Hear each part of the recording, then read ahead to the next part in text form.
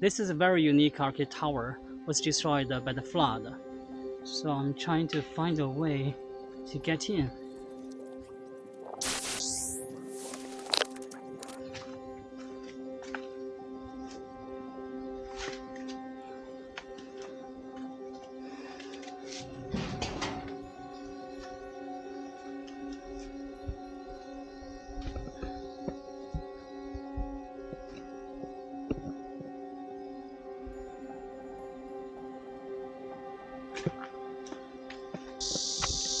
You can see here, this is holding the roof. But 100 years, you can see the termite. This is very fragile. You can see how big is the flood.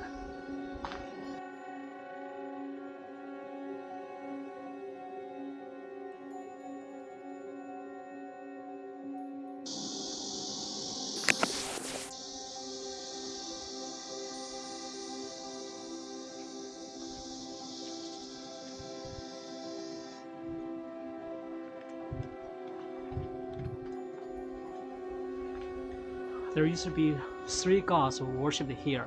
One is God of Guangong. The other one is, we call it the god of literature. And this one is for the god of medicine.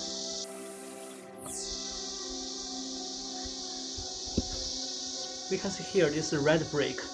This was the recent, because in ancient China they don't make this red brick. That was 50s, 60s. These are the original gray brick. You can see here used to be have a arch connected to the temple over there. You can see the yellow glazer tile. So the government are protecting this area, and they decided to rebuild this temple. I think this arcade tower did not survive because you can see all this wood are rotted. Outside it looks like nice because it's covered by the color painting. I'm not an archaeologist or expert, but I can tell from my knowledge. You can see even this color painting, they protect the wood, but the craftsmanship, I mean the way they do the color painting is not professional. That means they didn't follow the old steps. Because normally if you see the old color painting, they don't use cloth. They use lime, brick powder. They grind the bricks into powder, and they put the pig legs inside and tongue oil. They have a layer of a cluster protect the wood. So this is the modern way. So I hope you can understand that the color painting is not the wall of a painting. It's not just for decoration. As a matter of fact, it's a layer of protection of the wooden structures of the traditional Chinese architecture, because the wood is afraid of moisture. So they need this layer close to protect the body. And this is the original, the old. Okay, let's go down there. So here used to be another arch, so people can go through. So now we can see this arcade tower. There used to be 3 openings. 1 for people, 2 for the flood. So you can see the bridge over there. It's like that way.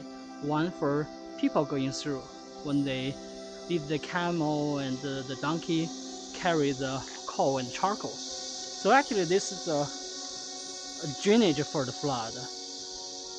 But for over 140 years, we never had a flood as big like this one. Oh, I have echo.